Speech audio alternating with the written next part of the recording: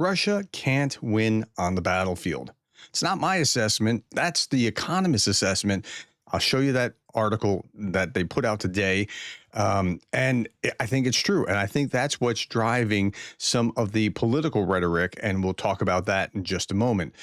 Putin demanded Ukraine surrender key territory in a call with Trump. This was out just the other day. This was the call before Trump met with Zelensky, and he was demanding this key territory. Why? Well, he can't actually take it. Trump urged Zelensky to accept Putin's terms or be destroyed by Russia because Trump's believing Putin's narrative that he's going to be destroyed by Russia. But Putin can't take it. We'll look at the battlefield and what's been going on. Like, let's look at this. We were really worried about this area here, with the bunny ears, which then got cut off and then got cut off again and is cut off. And it looks like there's going to be maybe cut off a third time here. It's really remarkable to see just what the Ukrainians have been able to do. So yeah, we'll look at that in just a minute. But let me preface with this. I showed you this on October 16th. Minus 3,900 occupiers and plus nearly 200 kilometers, Ukraine's forces are advancing. And this is just in 2 months of offensive operations. So there's been a lot of momentum in Ukraine's favor, and yet Putin's making demands. Okay. Before I get to that, I'm going to come back to that near the end here. I'm going to go through everything else that happened day over day. It was a mostly quiet day. No oil depot strikes or anything like that. The Russians, they only sent like 60 drones as well. So it was really remarkable, but that gave us kind of a time to pause and look at what's actually going on. Ukraine's October strikes crippled the Fedosia oil terminal in occupied Crimea. The Institute for the Study of War says at least 19 main and 6 smaller tanks were damaged or destroyed. It's unclear when or if Russia will be able to repair it. So again, this is the strike. They had 2 of them a week apart, and the aftermath of that, it's pretty well toast. Passing drivers recorded a large blaze at the Orenburg gas processing plant in Russia. We talked about yesterday, still visible on 20 October. That's today. So yeah, I mean, the damage is being done. Okay, what did the Russians do to Ukrainians last night? 63 drones and missiles, 60 attack drones, 3 Iskander ballistic missiles, Ukraine's air defense jets, SAMs, EU electronic warfare units intercepted or jammed 38 drones. However, 3 missiles and 20 drones struck 12 locations. Not a great ratio. I greatly prefer when I see 90+% rather than about 2/3 get through, get shot down. Okay. Flames engulfed a 5-story apartment building after Russia's drones struck a residential area in eastern Dnipropetrovsk Oblast during the night. The attack also destroyed shops and damaged a cultural center. No casualties reported, but yeah, this is the kind of mayhem that Russia brings to brotherly Ukraine. Russia struck a Ukrainian coal mine in Dnipropetrovsk Oblast. And you notice you're hearing about Dnipropetrovsk a whole lot more. This is not one of those 4 territories or oblasts that Russia seems to say is there somehow inscribed in their constitution forever, and it must be forever theirs. This is a 5th territory now, well, not including Crimea, a 6th, trapping 192 miners before they were safely evacuated. 4th attack on DTEK coal facilities in 2 months, part of Moscow's 4th consecutive winter targeting Ukraine's energy infrastructure. So you'll see harassing civilians and targeting energy infrastructure. That's what the Russians' playbook is going to be. This week alone, Russia launched over 3,270 attack drones, 1,370 guided aerial bombs, and nearly 50 missiles of various types against Ukraine.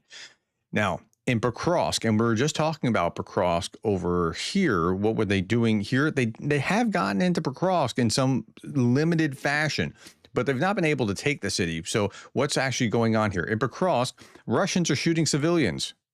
The first photo shows a man carrying a wounded woman in his arms because her legs had been shot through. She had apparently crawled along the street before he found her. The footage captured by a drone was shared by Ukrainian soldiers. So this is the rescuer carrying this woman to safety. So Ukrainian troops got wind of what was going on, and Ukrainian troops eliminated Russian infiltrators who killed civilians in Pokrovsk. A Russian sabotage group managed to sneak into the city center and murdered several civilians near the railway station. The 7th Rapid Response Corps tracked down the attackers hiding inside the station building and took them out in a swift operation. Over 2 days, Ukrainian defenders eliminated 14 Russian operatives who had infiltrated the besieged city from multiple directions. Again, very small numbers, and I can't show you the images of what the damage that they did to the civilians, but very small numbers have gotten into the city, no doubt. But they haven't been able to overtake the city. That's the difference. And they haven't been able to because of drones. We'll talk about that in just a moment. Okay. 890 Russians off the battlefield. I keep saying about 1,000 is the average, and it'll get to 1,200,000 by the end of the year. And somebody did the math. It's actually 952 if I remember what that they sent me. But we're just ballparking, saying 1,000. If you're at 1,000, you're about right. Okay. By the way, shout out to that person who sent me that. Thank you very much. 2 tanks. Again, the number of tanks is really small and has been small most of the summer, and there's a reason for that.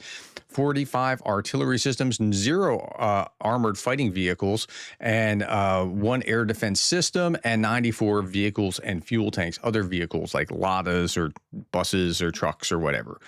Engagements close to the average, casualties below it.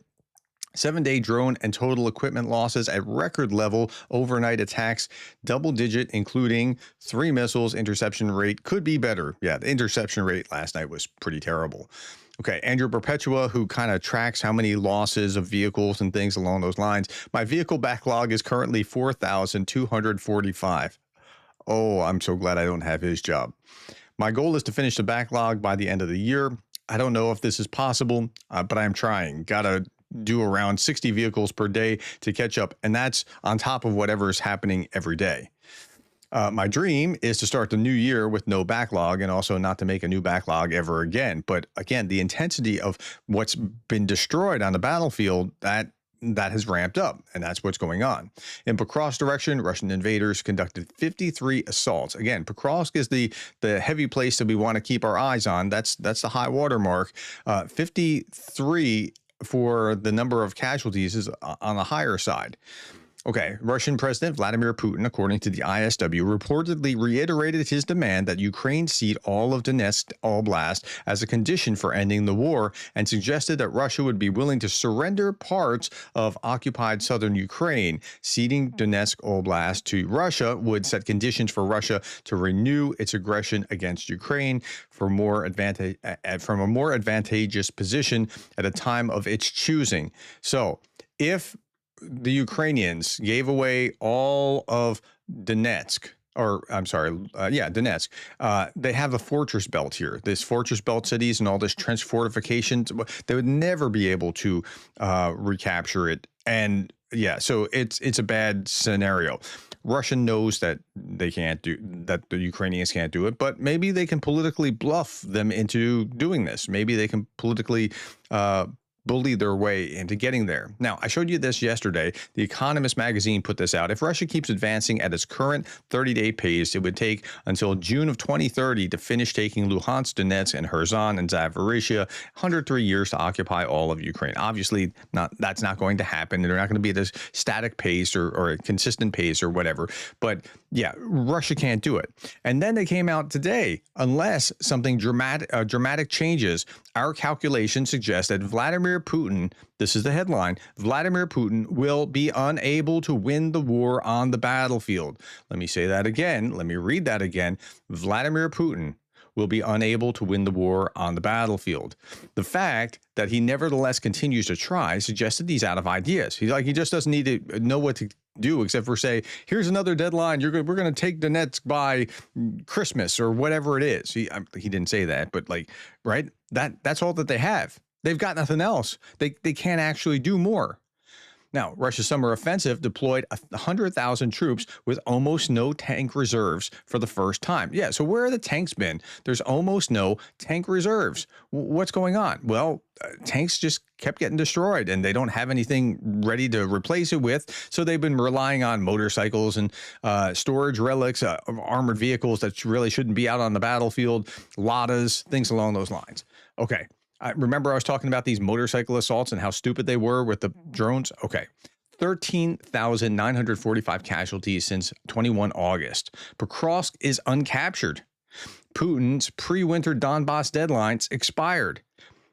Russia really can't win. I mean, the Economist is right. They on the battlefield, unless something significant changes or breaks. And I guess that's what Putin just keeps pushing for, because they keep pushing. Here is Steve Rosenberg reading the Russian papers from the BBC. Listen to it's like 20 seconds, 30 seconds of this. Listen. A military commentator in Komsomolskaya Pravda writes, "We look forward to the summit in Budapest, but have no illusions. Personally, I see no grounds for a ceasefire, but seeing what's happening around Pokrovsk, Kostiantinovka and Kupiansk, I have cautious optimism that Russia's negotiating position will be strengthened." Huh? They think it's getting better? Like, yes, they are chipping away at it little by little, but they're taking huge casualties in the process, and they're actually getting rolled back in some places, and they think it's getting better. Listen. Moskovsky Komsomolets takes issue with Donald Trump saying, "Let both Russia and Ukraine claim victory." No, in real life, this doesn't happen. Maybe history doesn't teach us anything, but we are still paying for Gorbachev's unilateral end to the Cold War, where there are no victors. With our blood and with our territories, there is always one winner. So the special military operation will not end anytime soon. Yeah, they have no appetite to end this special military operation because they think they're winning for some bizarre reason I don't quite understand. Okay, so the White House was divided over Ukraine. Trump presses for a partition while Tomahawk decision looms. It looks like the Tomahawks were never actually in the cards. It was just kind of bait that Trump held out. And Zelensky was getting mixed signals and saying that, yeah, maybe he's going to get them. But Trump was just trying to do that to goose Putin off the fence and was never really intended that. I'll talk about that in my Three Big Stories segment next. So subscribe if you want to hear the backstory, because the backstory just came out. Okay, Zaporizhzhia Oblast, Ukraine's Air Force MiG-29 Fulcrum drops a 500-pound JDAM ER glide bomb through the roof of a Russian-held building. This is the after, and here's the before. This is what it was, and this is what it's not. And now both sides can do this to each other, and Russia has an advantage over Ukraine in this. But then you have drones. During the week of, the last week, Unmanned Systems Forces Group struck 7,004 unique enemy targets. Now, both sides have drones, but drones have gone to help the Ukrainians more because they've been able to destroy more Russian armor in which they had an advantage, in which they no longer have an advantage. And so now it's kind of helped level the field more for Ukraine than for Russia. The power of drone and drone operators, it's just incredible. And it has done what couldn't, the war, I don't think would have been able to, the Ukrainians wouldn't be able to prevail as well as they have been if it wasn't for drones and what they're able to do with these drones. And the technology of these drones, the way that they're using multiple platforms, ground drones and aerial drones to perpetuate, to spread. So they're creating this no man's zone between the armies because it's just a killing field out there.